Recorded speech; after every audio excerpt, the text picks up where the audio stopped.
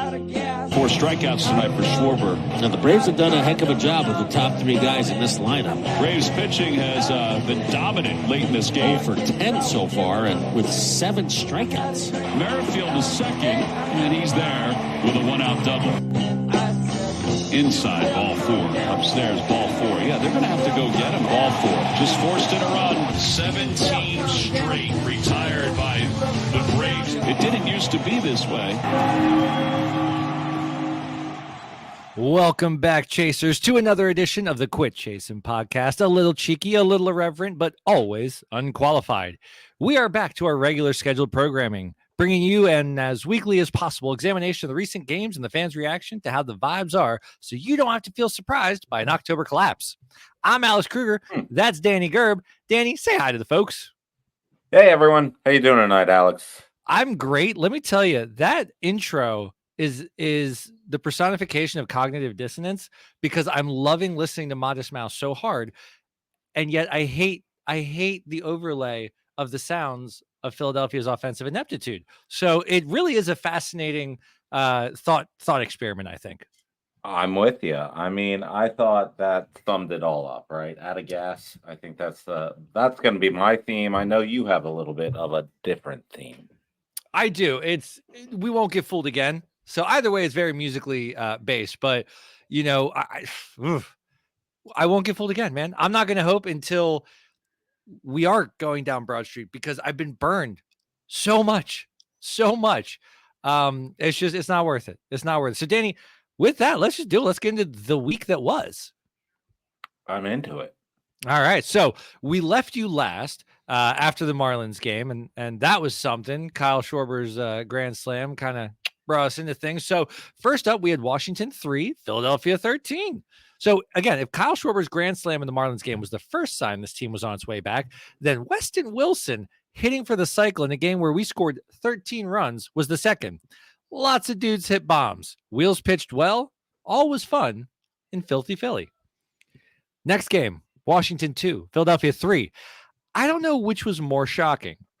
We gave up the lead in the 9th, or that we produced a hit in a bases-loaded walk-off situation, and the batter was, checks notes, Trey Turner. Danny, I want to give you the floor a moment to discuss Charlie Sheen getting the win instead of Aaron Nola. Yeah, right. So I was at this game, and yeah, you were.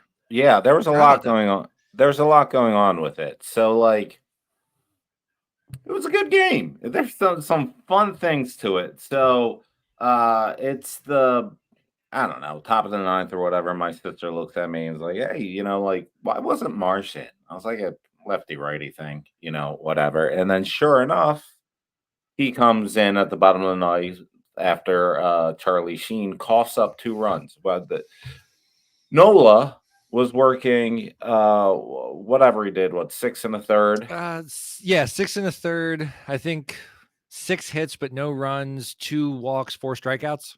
Roughly. Sounds about right. Yeah, he went 6 1/3, protected a 2-run lead for 6 1/3, essentially. And then Charlie Sheen comes in and coughs up 2 runs, and now we have a tie ball game. And so it's interesting enough, like, stats and who's getting what wasn't on the mind of us sitting in the stands at that moment. It was a lot of not this again. Right, because everyone kind of knew what was going on. And then, you know, my sister made that comment half an inning before, and then Marsh steps up to bat for a pinch hit. Works a decent at bat, hits one to the wall. He gets on to second. No, that's not exactly how it went. There was a he gets the second. It might have been an E something, single E something. Whatever it was. He was on second base. Yes, exactly. For all intents and purposes, he's on second base. And then the crowd kind of changed a little bit. Everyone got to their feet at that point and went from Uggs sitting down to standing up. Okay. From Uggs to Chucks, you may say. Yes. Now, what got me unbelievably hype, and a lot of people in my section unbelievably hype, is oh man, Chaz Johnson, Joey Kramer, Stevenson, Cal Cal Ripken. Cal Stevenson. Holy Jr. shnikes. I had no idea what you were trying to talk about. Cal Stevenson Ripken Jr. came up. That's my bit. And if it's on there, I'm sorry. No, I'm saying giving people fake names. That's my thing. But that's whatever. Really Step all over it. I don't give a shit. Well, sometimes. Laid down a successful bunt for the ages. And the crowd goes, absolutely. You would have thought they won the World Series. Let me tell you, everyone was excited to see a successful bunt from the Philadelphia Phillies in the bottom of the ninth than they have any business being. I was one of them. I immediately took a picture of it. I threw it up on the page. Like, this needs to be commemorated. So I did find that interesting when I saw it. I loved it. Yeah, I mean, the place just went absolutely insane for Cal Stevenson Ripken Jr. As they should. That was the first bunt in 17 years that we saw from the Phils. So that was roughly. So that kind of changed the spirits. They end up walking Schwarber. He got ahead in the count 3-0, which still I probably would have pitched to him on that final pitch. I understand that, like, you got to force out at every base, but the dude was over 4 at that point. There's a good chance, and he was hitting into everything. So there's a good chance he puts it on the ground, and he also has a good eye. Whatever, it doesn't matter. It was a matter of one pitch, and then Trey Turner comes up, McShysterson bounces one against the wall. Game's over. Who would have thought? I was excited. I also ready. Here comes the Negadelphian. There he is. Yeah, hey, buddy. That win meant absolutely nothing to me because it was such an uncharacteristic, atypical Phillies win. It was a pinch hit off the bench with a bunt, a successful bunt from a guy that we're probably never going to see again. Yep. So, exactly. Not even someone from the team. Someone, who hasn't been poisoned by the press, slug bug yet. So he was actually able to lay down the successful bunt. So you won't see him any longer. No, for sure. It's why Cody Clemens is starting tonight for the Lehigh Valley Iron Pigs. And hilariously enough, that point you just pointed out does come up later in the agenda, which is fascinating. Yes, it does. No, I'm good. The press slug bug. We're gonna bring it up often. You're just officer slug over here. All right. You like that. So they get the email. Next up, we have Washington 1, Philadelphia 5. Christopher Sanchez, the most important Chris in the Phillies organization after Chris Ferry, continues to be what I've decided to call the next Ranger Suarez of this lineup. At one time replaceable and moderately taken for granted, to one of the dudes you see on the mound and say to yourself, we got a chance. Complete game 2 hitter. He's a good lad. That's all I have to say about that game. Yeah, it was a baseball game. It sure was. And then we get into the Washington finale. Okay. And this is the game that Hot Take Radio was made for. Harper and JT had the day off, even though they all had an off day the following day. We went from up 2-0 to down 4-2 to tied 4-4 when Stott and Marsh went back to back. Mom, that means they hit home runs one right after the other. All for our once shiniest objects, Matt Strahm and Jeff Hoffman, to give up a run each in the final 2 innings. The moment James Wood, no, not that James Wood, but you will be forgiven if you thought of the Disney voice of Hades all weekend like I did, blasted a shot in the 9th inning. I worried our bullpen might as well start putting in their change of address paperwork for Baltimore. Interesting. I went with that whole, what was it? The Family Guy episode. Oh, James Wood. Yeah. Dude, that song does get stuck in my head every time. But when I think of James Wood, I think of Hades, man. He did such a good job. Interestingly enough, at the game that I was at, the Trey Turner, the atypical Phillies win. Just keep the atypical Phillies win Trey Turner game. My buddy made the same James Wood joke. Dave, what up, Dave? Nice. Oh, Dave, I talked to him just the other day. You did. Sure did. I feel like I didn't land. Which he gave you the business, by the way, when we got off the phone. What did he say? Yeah. So like, all right. Here's the deal. I'm excited now. Okay. I'm talking to Alex. We're doing some pre-planning, just talking, catching up, figuring out what's going on for the show, all that jazz.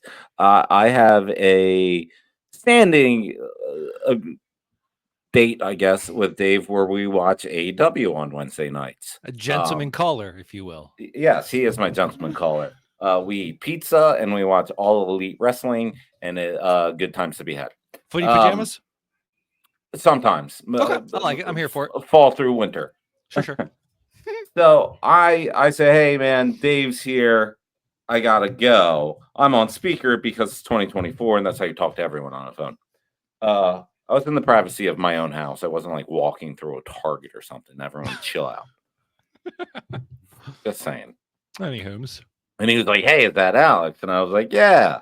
And then, they made some like, hey, Alex, I'm a chaser. He's part of Chase Nation. Chase Nation? So, yeah, he's part of... And what you do, and I don't know if you did this, you like when instant like showman, like glad hatting, like the meet and greet fans backstage. You're just like, hey, Dave, it's so nice to talk to you. I'm so glad you're a fan. And like, I'm kind of like looking at Dave. We hang up, and Dave's just like, yeah, I'm also like Danny's buddy. Like, what the fuck was that? And I was like, dude, I don't know, man. You know what? I wanted to treat Dave the way I would want to be treated if a personality that I enjoyed were to interact with me. A little bit of love. Show him some love for being a fan of the show. Tell him like, hey man, we got your feedback. I value that. That's really good feedback. I'm gonna make the show stronger thanks to your interaction with us. So eat it. You mean like reply to your fans?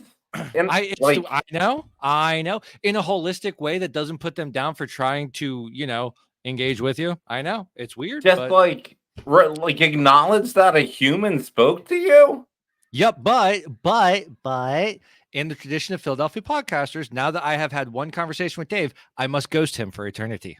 Yeah, that's correct. Yes, that is kind of what we do here. We can no longer talk to Dave. No longer. Dave's out, man. Sorry, dude. I talked to my buddy Danny. Danny's like, "Whoa, man. Like maybe it's not right." So gonna have to back off. I love inside jokes that are just between us and the other two guys. It's fantastic. Eventually, we're laying down. We're like ET. ET laying little down little pieces of Reese's Pieces. We're finding our way back. People will follow the trail. They'll figure it out. The internet's smart enough. Yeah. Oh yeah. Sometimes. Yeah. Depending. This is our Easter egg hunt. That's true. Enjoy, folks. Enjoy. No Russell Brand in this Easter Bunny story. So next up, we have the Atlanta series, guys. Thankfully, Atlanta comes in banged up. This should be a cakewalk. Well, not so much. First up, Atlanta 3, Philadelphia 1. Danny, where were you the day Whit Merrifield played the Phillies again? How did you feel when Jose Alvarado, a man I once wanted to get a beer with and now want to pour a shot out for, walked 4 straight batters to ensure this feeble offense could not stage a comeback? What do we make of a game in which a duct tape and Band-Aid Atlanta roster reminded us that they are our regular season daddy? Honestly, listen to our intro again. It's a great encapsulation of this entire game. Yeah, absolutely. So if that was not a rhetorical question, I was in Philadelphia. Okay. I was hoping for more specificity, but sure, 215. That's good enough. Okay. Were you in your kitchen? Were you watching it while making a paella? I don't know. I was in no. I was in Kensington, Philadelphia. You might have heard of it from the news. Shout out Kensington. It's kind of like Baltimore, but for Philly. Made famous by the news. I was there in my living room watching it, and there's, you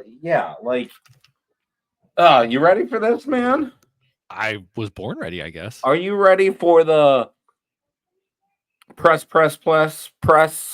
slug, mind poison that is the Philadelphia Phillies?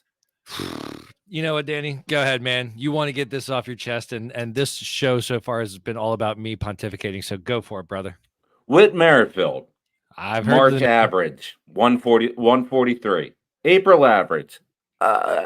He's showing some signs of life with the 222. Back down in May to 164. June 200. Since the Braves 286, 254, 286. Go on. I can go on. The slug, everything is up. The slug is up. Less at bats by. Hold on. This is why we're not numbers guys, people. We're not numbers guys, people. That's what Dave's for. Oh, damn it! I brought him up. I wasn't supposed to do that. Yeah, we're not. Yeah, just not bring him up at all. All right. All right. By a good quarter. There we go. Quarter of the at bats. More walks, more hits, slugs up, averages up, everything is up. So what does that tell you anything? Does it? I mean, I'm not saying causality, but maybe correlation. Yeah, right. So that's the argument. I mean, that we started to hint at it last week. Like, how does a guy like Trey Turner, who has no reasonable or notable, remarkable slumps in his major league career, become the roller coaster of a player that he is in Philadelphia? Look at the baseball card. Yeah. I mean, there's arguments to be made that with, an aging player comes slower bat time. So that changes a lot of stuff. They're taking different swings, taking different looks and stuff, whatever. I'm not making that argument, though. I'm making the press, slug, mind poison that is Philadelphia culture. And I don't know what it is. Like, this is where sometimes I like our show because we're coming at it in the vein of a fandom. But it's times like this that I wish I had the inside access, wish I went through some sort of system, would be able to be like, hey, this is kind of what goes on in this clubhouse. It doesn't go on in other clubhouses, but I don't have that. And this is the one and the only times that I'm going to say that. I mean, we put Cal Ripken Stevenson Jr., Cal Ripken III said it, or didn't say it. He did it. He laid down a successful bunt because he hasn't been poisoned by the Philadelphia brain culture yet. It was like when Austin Hayes first got here and had a really good game, and I was like, well, that's not going to last. Like a really patient series of at bats and whatnot. And I guess one thing, since you said that to me about great New York series. Yeah, he did. And he had a good New York series. Well, for the Phillies at that time, he had a great one. But yes, overall, it was good. But, and it's a question of like, all right, so how come the folks with credentials aren't asking those questions? But what's the point of asking a question no one's going to answer? You need like a confidential player that will talk to you off record and give you that answer. And I don't know what it is, man. I'd love to be a fly on that locker room wall after showers and whatnot. And just kind of like see what the vibe is. Like what's happening when is it two people set the tone, and when they're pressing and not doing anything, everyone else kind of shits the bed? I don't know. It's weird. Well, I think I even mentioned that to you in one of the rants or one of our text rants where the day after that Braves game yesterday, I suppose. Which, by the way, that's the game that did break Philadelphia. That was the game that I have heard from fans that were like, I am no longer excited about October. That was the first Philly game? Yeah, that was the game. Well, like the old there's ladies. No reason for us to lose that game. Jose Alvarado walking in, and like you and I have been taking temperature of our friends that are diehard fans, and like there's a lot of optimistic folks, and they're getting broken. They are starting to get broken, and they're not like they are starting to lose that, and that's the thing. We wanted to talk about for the last 2 years, like, oh, we got the best fans in the game, blah, blah. And I'll argue we do, but we're finally going to stop giving the team free passes, which we've been doing for the last 2 years. We have been super duper excited that, we have a great record. We have all that stuff. And like, I just don't love it. And I don't love what it's showing for us in the future. So like, I don't know. I don't, why would I believe? What have they done to make themselves different so that I believe there's a chance? What have they done to pull themselves out of a slump? It's nothing, man. It's a crisis of leadership. I agree with you. I'm getting there too. And like I said, that was the game that I started hearing from the little old lady love my boys crowd that are like, I'm not excited for October anymore. And that's nope. And I'm with them. And I think the perfect encapsulation of that is last night's game, because even though it was a win, and you pointed this out to Chris on our Facebook page, like Alex was feeling himself, like Alex was in his way, not at all celebrating last night's really bullshit win. So I'm just going to go into it. Okay. Atlanta 2, Philadelphia 3. All right. It's one thing to let Whit Merrifield. It wasn't a great win. It was a win. It was almost a baseball game. Whatever. It's one thing to let Whit Merrifield have a day, but Orlando Arcia hit a 2-run blast and felt confident enough to try to stare down Harper as he rounded the bases. And honestly, why not? Harper is still flailing at the plate. And honestly, dude feasts on the opposition's hate. So yeah, man, stare him down. Maybe he'll break out of his slump. Yeah. All right. Maybe exactly. Something in Harper and he starts hitting again. And hey, you know what? If that doesn't work, we could always give him a standing ovation. Yeah, we did end up winning this game. But Brandon Marsh hit in our first pinch hit RBI on American soil this year to take the lead in the 8th. And if that doesn't tell you everything you need to know about the Phillies' lack of clutch, I don't know what to tell you. Don't try to tell me this game changed anything. World Series trophies aren't given to the team with the prettiest division lead or the best regular season record, okay? Save that shit for European soccer. Nice. I'm with you. Right? Yeah. Yeah. No one cares about the regular season. All it does is project seeding in the playoffs. Show me that you can be clutch. When's the last time you felt something clutch happen with this team? Even the walk-offs haven't felt clutch. I don't know. Help me understand it. I'm with you. I mean, like I said, I saw a walk-off in person, and I am referring to it as the atypical Phillies win game. So, exactly. And even when they were on their winning streak, we were never super cocky. Like some folks were already rubber stamping our trip to the World Series. Some folks were already rubber stamping our trip down Broad Street. We always hoped, we dreamed, we prayed, but we never got ahead of ourselves. And this is why. This is the exact reason why I said I don't want the first round bye. This is why, because it was never going to happen. Thank God Atlanta has been massacred by the injury bug this year, or else we'd be in second place in the division. If they had 2 more of their all-stars, I don't know. No, I'm with you. I agree with you. Yeah, and then so let's go back to that first Braves loss. And we're recording early this evening because I'm going to Newfound Glory, the 20 years of Catalyst. That is this evening. Love that for you. Very Newfound excited. Glory. That is discotheque?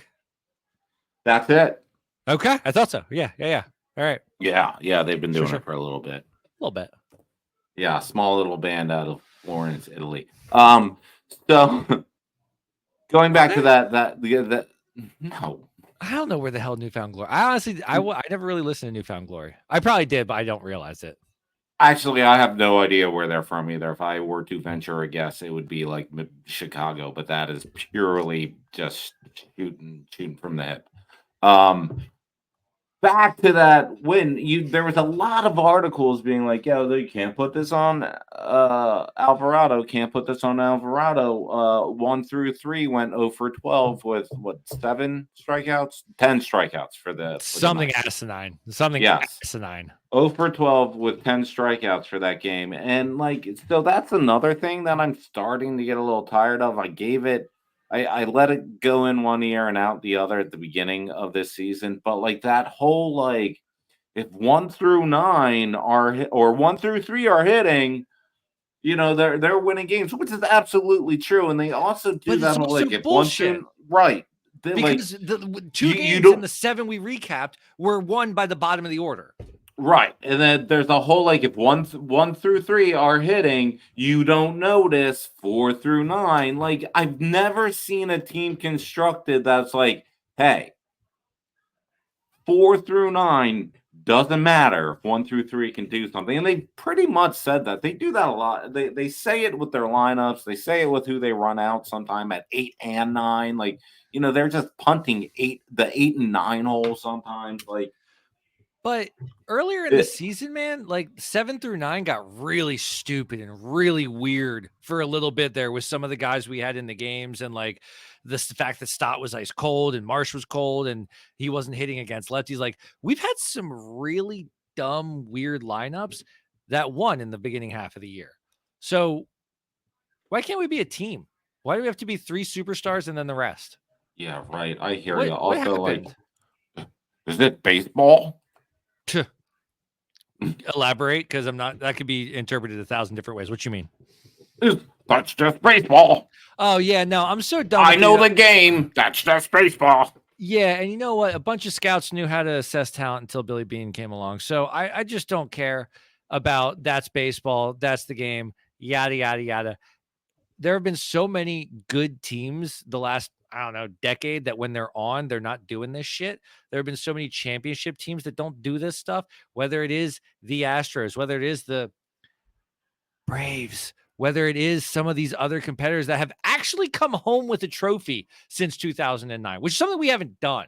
So let's not get too cocky. Let's not anoint ourselves. Yes, I say this every week because I get so frustrated that everyone thinks we're just predestined. Like, no, man, if you don't start to understand reality, you're going to have a real bad time come October. And I don't want that for you. I want our fans to have a good time come October. So just a healthy dose of reality could go a long way sometimes. I'm with you. That being said, the bullpen is leaking some oil, but we went pretty hard on the lineup. We'll go hard on the bullpen next week. Let's see what they do. Also, Alex, guess what? What?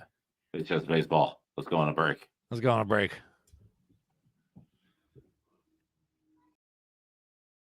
Chasers, the Quit Chasin Podcast is a proud partner of the Old City Sports Network. Hop over to their website and order some Quit Chasin merchandise. And while you're there, check out some of their shows after you finish with us. 2nd and 15, the Philadelphia Eagles podcast, Flyers Alley, or The Living Room Show.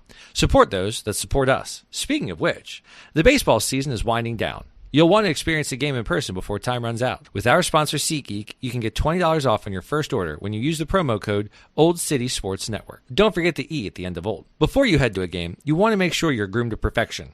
Make sure to check out Warlord Beard Essentials. And while you're there, use promo code OLDSPORTS in all caps and get 15% off and then free shipping on all orders over $65. Lastly, Chasers, I highly recommend you check out Righteous Felon Jerky Cartel. Head to the Righteous Felon Jerky Cartel site and use code OCSN, all lowercase, and get 15% off of your order, plus free shipping on orders over $50. It's so simple, a Mets fan could almost do it.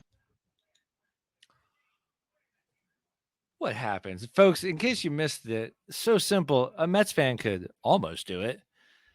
We got cut off there. What happened? Did we? Yeah, you didn't hear it. I heard it. You heard the whole thing. It's so simple. A Mets fan could do it. All right. I don't know. Maybe my headphones were picky. Were you doing some of my headphones? I don't know. She did it. I did it.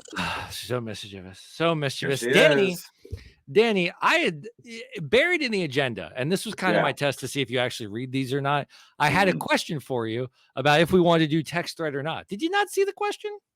Yeah, I did. I just always assume these things are rhetorical. Well, there was a part in it, the last 4 words, which were just let me know. I downloaded it. I got it. You want to throw it up there? I honest to God, forget what it is. So I'm excited to see. I think it's the thing that you screenshotted, right? Yeah, I do a lot of things. I think it's passionate. I think I don't know. Let's find out, right? Let's find out, folks. I could, you know what? Maybe when we try something new. Yeah, maybe I should have followed up a little more. Is it maybe this? Just a teensy bit. Almost. I feel like that's not enough of the context. No, the answer, and you'll see why, is underneath. Oh, dip. Oh, shit. Okay. All right. Cool. So, it's because for some reason, you sent me a screenshot of something else in my text thread, and I stare at it for 30 seconds, being like, what the hell is he talking about? What is this? What does he want me to say to this? Well, all right. Like, cool. Awesome screenshot of your Twitter account, bro. I just didn't feel like typing it twice. And I was just sharing with you my mood. So again, being a Phillies fan right now is bringing out the worst. Control C, bro. Control C. On a touchscreen phone, it's not that simple. Okay. Well, then highlight and copy. I don't care enough to when it takes. We're getting too far into this conversation, but the screenshot is simple enough. Okay. Yeah, sure. Fine. Whatever. I figured it out. I figured you wanted me to read it and then respond. That's I did. How conversing works. Sure. So what I had said on Twitter was being a Phillies fan, right? No, damn it, Danny. No, whatever. I don't care. It's asinine. I don't care. Let's just do this asinine bit. Who knows how long this one's going to stay alive, folks. But being a Phillies fan right now is bringing out the worst in me. I'm ornery, despondent, petty, illogical, combative, and all around sour. I love the Phillies. I really do. But they aren't great for my mental health right now. Why do we let them do this to us? As you can see, folks, very popular. No retweets, no loves, 3 views. Yeah, that's right. 2 of them are you. Damn right. You said... I'm not reading it. God damn it. Absolutely. The fans are fine. They are doing the love my boys. I know the game. That's right. It's baseball. Come October, the realist, the people who don't blindly fanatic are seeing it for what it is and are fighting the mental battle of check out now and save me or be a true fan and let them crush me. The decision is just as painful, but in different ways. I think that really encapsulated us after that first Atlanta game. Yeah, it absolutely does. So, like, I hated that bit. Yeah. That doesn't work, I don't think. No, it doesn't. All right. It's okay. Well, we tried text thread, folks, and we're still in the pilot stage, so it works. Shall we move into Amped Up? Yeah, why not? Let's talk. Yeah, that's how we felt at the time. And then it's fleeting. Much like everything we do, it is fleeting. So since I took the suit jacket off, I feel like we've lost a bit of professionalism. Do I really have to like dress up every time that we do this? Started way before the suit jacket, my friend. Well, I didn't notice because I was looking fly. But that brings us to Amped Up. Danny, I'm gonna go first because my Amped Up is kind of superfluous and kind of fun. But my Amped Up is the whole dieting and working out thing. So as of right now, I don't know, what is it, August 20th, 21st, something like that. 22nd? Oh shit, that's right. Kara's birthday is tomorrow. All right. So I, a month ago during the 999 challenge, was very adamant that like I was gonna turn some things in my life around. I was gonna eat healthier, I was gonna work out, blah, blah, blah, blah. I actually did it. I've been running. I stopped eating after 10. I haven't had any fast food or chips or any of that crap. And it's been great because growing up, I've always been blessed with an overactive metabolism, but also an extremely punchable face for like the last 30 plus years. So that's a dangerous combination. So again, like 10 p.m., I'm done eating, I'm walking, I'm running, no soda, I'm dining out, all that crap. I've only lost like 7 pounds so far. And like, it's been a month, but why does 2 beers add 2 pounds overnight? Like, damn it. Why can't it be easier? Or I don't know, maybe it was the 4 bags of gummy snacks. We may never know. But like, I've been enjoying getting back into running. I did cross country in high school. I always was very proud that my role on the team was to come in last to boost everyone else's confidence because they weren't last. You're welcome. All right. But I don't know, man. I've been running and like, I'm enjoying it. I'm loving it, getting back into it, but my back hurts. My ankle hurts. I miss fast food more than I anticipated. It's birthday season in the Kruger house. I got Kara's tomorrow. I got Audrey's next Thursday. There's cake everywhere. So I'm amped up because I've been working out and I still got like 10 to 15 pounds left to go for my goal. And like, I just want to eat some crap, but I love my body too much to fold. So that's what's got me amped up. Okay. Yeah, man. Cool. So that's some great feedback there, Dano. Well, listen, you do you, right? Like people's health and diet journeys are their own. That being said, I told Kim. This is what I was hoping you would get into. Not too long ago, I told Kim, like, hey, if we're doing this, and this is going, the distance, and we're getting old, because I'm middle-aged, you do understand that, like, I like treats and pasta, like, way too much. And, like, a physique is made more in the kitchen than it is in the gym. So, like, you do understand you're going to be walking around with, like, a tubby old Italian man at some point. Because if I'm not having a vat of pasta every other day and just food, man, it's you live once. I don't care if it's going to be my demise, but like that's how I feel about it. I'd rather enjoy the comforts of life than go without or be uncomfortable because I needed to run an extra mile because I ate something. Like that to me is not how you enjoy life, but that's how that's other people's enjoyments. That's Dude, fine. a lot of people enjoy, like me, I have never been a particular fan of eating food, all that crap. Like I know a lot of people like live to eat. I'm more than happy eating to live. If I could get all of my nutrients and not feel hunger by sipping a smoothie a day or something, I would do it in a heartbeat. I wouldn't think twice. Eating's cool and all, but like, doesn't really do it for me. So Yeah, to each their own, man. I like that. I'm a man of food and treats and leisure, and I know some people are not, but that is how I want to go through life. Like, It's an Irish German thing. I don't think we're well known for our seasonings and spices. So maybe it's just hereditarily. I never really had a chance because I don't have that Italian blood, bro. Yeah, it's like, like Hedonism Bot. He is the character I probably relate to the most on Futurama. I was about to say, was that Futurama? Yeah, that's Futurama. If I were to be a robot, it would be a Hedonism Bot. I'd be Bender all day long, man. Well, Bender's awesome. Don't get me wrong. Right. I'm Bender. You're right. I'm a Zoidberg. Let's be honest here. Let's call it what it is, dude. I'm a Zoidberg. Hey, baby, you want to kill all humans with me? Kim says that to me all the time, which I absolutely adore. You guys are fantastic. I would watch the reality show of Danny and Kim. It's not that great. It's mostly. Well, I mean, a reality show takes like a week of content and condenses it into an hour. You guys have a good hour a week, I would imagine. Yeah. Who knows? Who knows? But what's got you amped up, Dano? Yeah, so here's the thing. I think my amped up is going to come with a lot of caveats. Super excited. Yeah, just a ton of caveats and like a lot of people being like, dude, this isn't your lane. But guess what? This whole podcast isn't my lane. So why stop now? Youth sports, right? So the caveat is I understand that they're children. Don't come at me. I understand that I don't have a youth. Don't come at me. That being said, I watch them and I have eyes.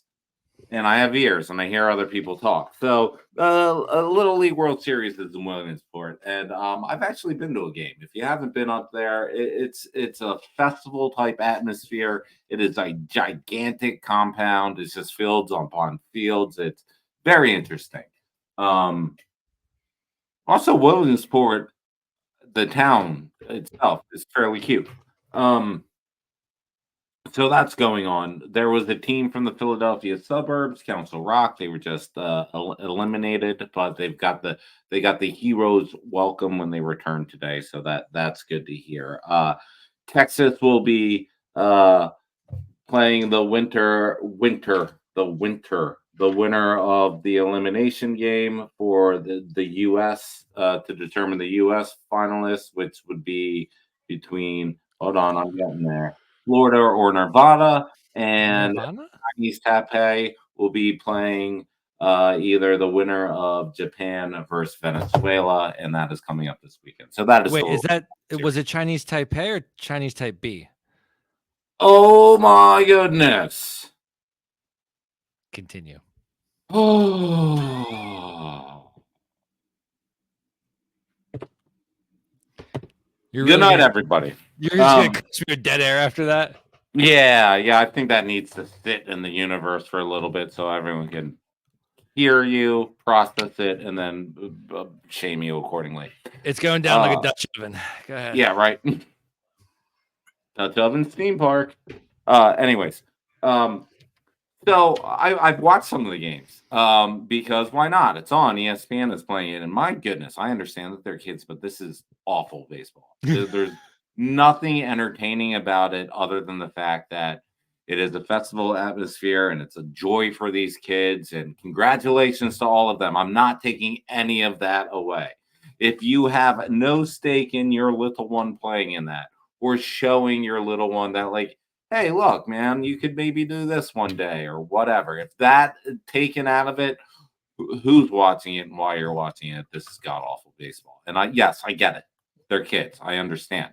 But that doesn't mean it has to be put on TV. It doesn't mean it has to be celebrated as if it is anything better than it is.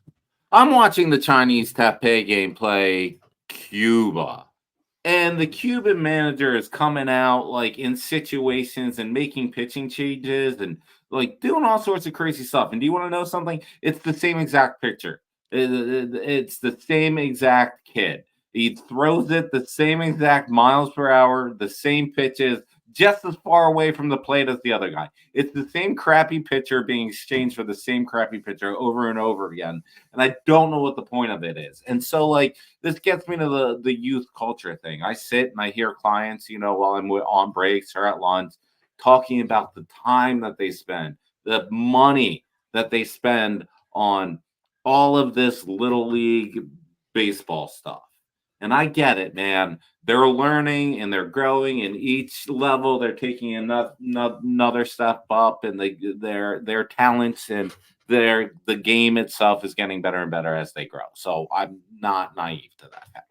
Why are you spending this much money on it? Why are you spending this much time on it? Like, there is nothing you can glean from anything at this age. It's just terrible baseball. And these kids are coming up with their $1,000 gear and their multiple batting gloves hanging out of their pockets. And some places even are doing walk-up music, and they're doing all the tippity taps that you see all the major league guys do for terrible suck-ass baseball. Like, what is going on here?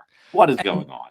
And I think my problem with that is exactly your point. It's, at what point did it stop being kids sports? And at what point did it start being super duper amateur sports? And why, when we have all been kind of making fun, in a sense, of youth sports culture for years, why is it still prevalent, man? Prevalent? What's the word? Prevalent, yeah. Prevalent. So, all right. Like, why is that still a thing? Like, it is people, because you're it's so good. dumb. It gets kids out. It teaches them stuff. It teaches them All right, teamwork. It teaches them values. Listen, all that stuff I get. That's why you have youth sports. But like this, like, little version of like my 13-year-old is acting and doing stuff like it's major league. But dude, it's rec ball, bro. Like, you might be a little bit better at it than the other kid. But like, what are we doing here? What are we doing here? Well, Like, and it's kids also be the kids. parents that are so amped up about this as well are the ones that are really perpetrating, yeah, that's the right word, this whole mass hysteria over the kids sports. And it is too much, man. Like, even listening to Jimmy Rollins and Ryan Howard's podcast, and they were talking with CC Sabathia about like kids today, like their kids now playing baseball versus when they were kids playing baseball. And like, guess what, guys? Dudes like Ryan Howard and Jimmy Rollins got to the MLB because they were talented, not because they had 10,000 hours in. And you know what? All it takes is one crappy coach on a travel team, and you've wasted all of your money. You've wasted all of that, because the point is development. It's not just experience. It's also development. So like, let's be real, is a private trainer more valuable than all this travel crap? And furthermore, when we think about academically what's being thrown on kids these days, like, I got 2 kids that are in school, like, they don't have a ton of homework, but they're going to. And at that point, should we really be having them up till all godless hours of the night doing all this stuff? Like, it's crap. I don't believe in it. I don't think it's good. I think, like, one of the coolest things was when I, like, my nephews and stuff, they're very athletic, like they're really good at what they do, and they've chosen when they're gonna peel back. Like, my our Jake Cave correspondent, like, he got really into musicals and stuff. He's still active, he still does cross country and stuff, but like, he didn't stay in that lane of hyper competitiveness. And like, I'm so proud of them for making those decisions. And like, I'm proud of my sister and her husband, Kyle, Linda. What's up? Proud of you guys for not forcing that upon them. Like, they let the kids pick their own path. And I think more parents need to be like my sister and brother-in-law and let the kids make that decision, and not push them or shove them or force them in a specific way.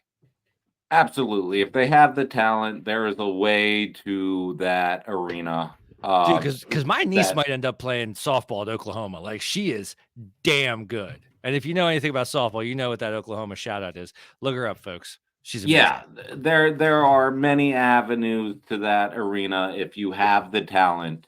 That isn't, East Dirndl Ultra Select program, like $5,000 entry fee.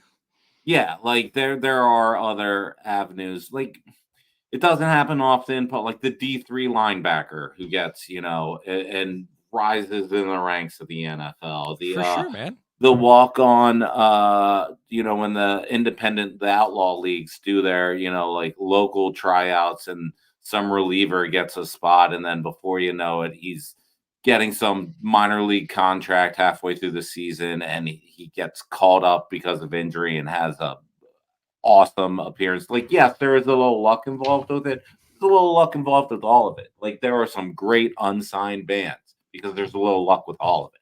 That's so true. There's some also great some actors that will terrible never get signed off of bands. Second Street, Yes. 100%. Absolutely. So, like, yeah, you're like, oh, everything you just said has to deal with a little bit of luck. Well, it all does that. It all does. But Even like, there are avenues if you actually have the talent that aren't East Thunder Ultra Select. I love it, and I The love that that's got Falcons. up. But Danny, yeah, we wanted to get in and out so you could get to your newfound whatever show, and I want to do that. The so glory, newfound glory, catalyst, man, newfound glory hole, right? So let's then move into our last segment. Love it or hate it, Danny. This has been and that's why we all love Brent. This has been a hotly contested debate topic lately, but love it or hate it, the end of summer. Love it. Love it. Love it. Love it. Love it. Love it. Love it. Because the end of summer for guys like you means the start of summer for guys like me. And elaborate. Yeah. I like where this is going. So I have the pleasure of living 50 miles from a beach. There are people that live closer, like the people that live in between those 50 miles, and good for them. But it's closest I've ever been, and it's closer than my good friend Alex here. I do not have children. There is no school or school events or two-a-days or soccer or baseball or whatever goes on weekends. So the whole local summer, I enjoy thoroughly. When the air and the water temperature start to meet at that 72, it's just the most enjoyable time to be swimming in a beach. I like the late summer, early fall ocean. It brings in a little rougher waves. Everything about it. When the late September, when it hits that golden hour around like 5:30, 6 o'clock, and everything is just golden. I love it. It's also brings in fall, which is slowly becoming one of my favorite seasons in the ranking. It might be my favorite at this point in life. It has overtaken summer. So. I love it. I do love the end of summer. Ever since school was no longer a factor and I was just working 12 months a year and all that crap. Summer brings higher energy bills for me with my plug-in air conditioners. Summer is finding ways to entertain my adorable, lovely daughters for 24 hours a day and not having those breakup hours in the middle there. And just this summer has been balls sticking to your thigh hot, man. And I am so ready to throw on some blue jeans, a nice hoodie, and just enjoy smelling some crisp air, that menthol cool in your lungs as when you step outside, man. Like, that's one of the things I love about running at 6 o'clock in the morning every day, because now that the temperatures kind of change, like, oh man, getting that run in like it's a Plovax commercial and feeling the breath in your coming out and seeing it feels fantastic. I'm ready for it, dude. Like, give me fall, give me October, give me Halloween, All Hallows Day, give me all the pageantry and paganism that comes with it, paganism, sorry, that comes with it. Like, I want fall, and I'm ready for summer to be done. And the beautiful thing about Pennsylvania is at any given time, you will experience all 4 seasons in 1 week. So like, I'm here for 6 months of fall. Figure out with the no, I damn well said it. I'm here for as much fall as I can get, because spring is cool, but allergies are a real thing. It's my least favorite season, dude. Like, it has so much potential, but it murders my upper respiratory system. Now that I've quit smoking, I don't know what spring's going to look like, so that's fascinating. But it's still awful. I do, right. I feel like, because I wake up still and my chest is kind of like, oh my God, like, was I hitting the e-cig all night? No, I quit months ago. So I feel you. And fall all day, man. I am 100%. I am a fall bitch, and I will not apologize. Spring is a liar. It's the worst season. It's a liar. Dude, spring has such good publicity, but such terrible results. Absolutely. It does that thing. This is why I don't like. No, I agree with you. This is my thing about spring. You're sitting in your house and you're seeing this bright blue sunny day and you're getting the FOMO of I should be outside doing something. So you work yourself up, you're like, make a plan, you get outside, everything's wet, it's freezing, the wind hits it, it's just bright. That's all it is. It's the worst part of That's it. winter. It's just bright. Yeah. Oh, and it has pollen everywhere. It's Everywhere. wet, And it's bugs. muddy, Bugs are coming it's back. cold, it's windy, it's just bright. People say like spring, they're crazy. It's just bright. It's awful. It's bright there. It's highlighting the awfulness. This is why It's a you're one of my liar. closest friends, I swear, because that is exactly where I stand with it. So, end of summer sounds like we both love it. And Danny, at 51 minutes, because we're gonna have to, figure some things out. I think we did it, man. I think we finished this episode. So thank you all for sticking with us and for enjoying. As some parting words, I want to be very specific here and ask that you interact with us on Twitter and Facebook. We like to have fun, and it can't just continue to be me and Danny and Chris conversing there. So if you it can. it can. I have no problem with it. That was extremely enjoyable last night, but I want you guys to get in on the game too.